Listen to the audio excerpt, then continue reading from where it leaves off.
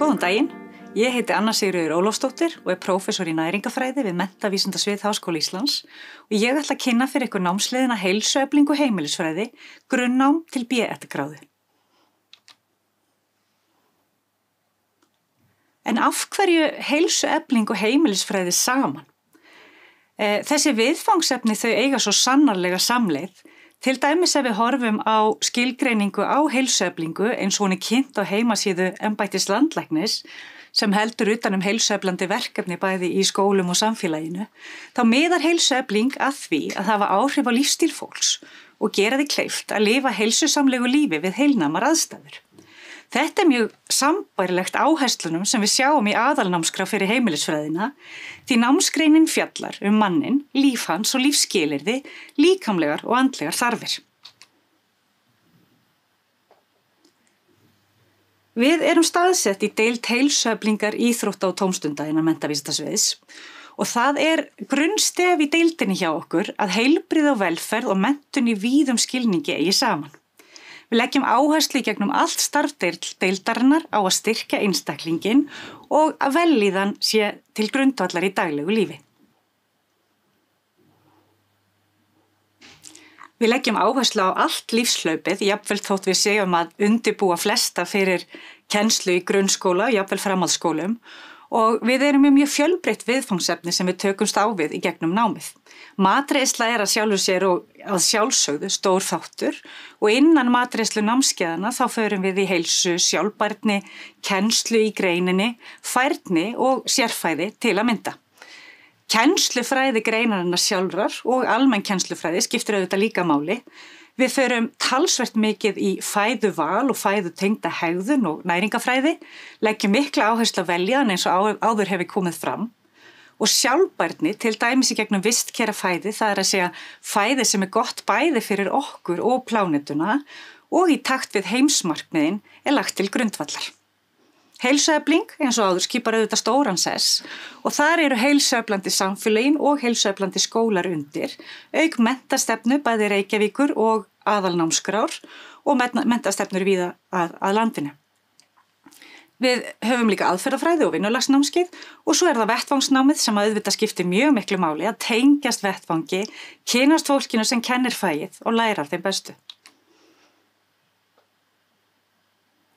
Kennsluhættirnir hjá okkur eru sveigjanlegir og fjölbreyttir. Við erum staðsett í Stakkahlíð, Menntavísindasvið, en við erum líka með kennslueldhús og borðstofu í Skipholti. Við bjóðum upp á bæði staðnám og fjarnám og reynum að sníða námið utan hvern einstakling en það þetta tiltölulega lítil námsleið. Við leggjum mikla áherslu á verkefnavinnu, bæði í hópa og teymisvinnu en líka þarna einstaklingsverkefni og við förum í bæði kennslu og athuganir á vettvangi sem við vinnum svo verkefnin okkar úr. Í faggreinarnámskeiðunum erum við mjög oft í litlum hópum og reynum að búa til gott námssamfélag. Það eru mjög margir nemendur okkar í hlutanámi, þannig að þá reynum við líka að hjálpast að byggja upp gott plan í gegnum námið. Til viðbótar við bæði stað og fjarkennslu og þá má segja að Canvas umhverfið sem við höfum á vefnum sé mjög gott og það geta nemendur líka tengst innbyrðis í umræðum og öðru. Plús þessi mikla tenging við skólastarfið.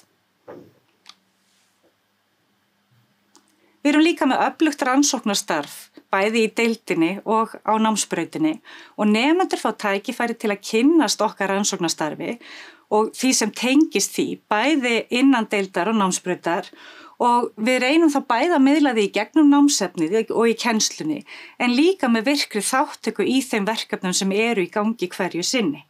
Dæmi nýleg verkefni eða verkefni sem jafnvel enn í gangi bragðlauka þjálfun sem fjölskyldumiðað úrræði og meðferð við matvendni. Við höfum verið að rannsaka skólamat eða mat í skólamötuneytum á Norðurlöndunum og þar ennþá vinna í gangi þó það séu gögn sem hafa verið safnað fyrir nokkru síðan. Við höfum til dæmis gert líka rannsóknir á matarumhverfi þar að meðal í tengslum við íþróttastarf og svo leggjum við talsvert mikla áherslu á vísindamiðlun og námsefnisgerð og myndirnir sem þið sjáið hér til hliðar eru bara brot og dæmi það sem við höfum verið að gera, annarkvort starfsfólk og kennarar eða nemendur, eins og hérna til dæmis á heilsuverinu, þar sem við erum með lítil færni myndbönd sem gerð eru sem hluti af lokaverkefni eins af okkar nemendum á sínum tíma. Grunnnámi loknu boðið upp á framhaldsnám, bæði MT og MED-nám í heilsueflingu og heimilisfræði og það nauðsynlegt til að fá leyfisbréf til kennslu sem þá gildir bæði í grunn- og framhaldsskóla. Einnig boðið upp á diplómunám eða 60 eininga styttri nám í hagnýtri heilsueflingu og það hægt að koma inn í það með alls konar bakgrunn. Svo hægt að færa sig á milli námsleiða í kennaranámi eftir grunnnám ef að maður finnur að maður þarf kannski að útvíkka hugmyndafræði sína eða áhugasvið. Starfsvettvangurinn okkar fyrst og fremst heimilisfræði kennsla í grunnskólum og í þeim framhaldsskólum sem bjóða upp á heimilisfræði, en eins samstarf og leiðtoga hlutverk í heilsueflingu bæði innan skólans og víðar í samfélaginu eitt af því sem við viljum byggja upp og vera leiðandi í okkar námi og starfi.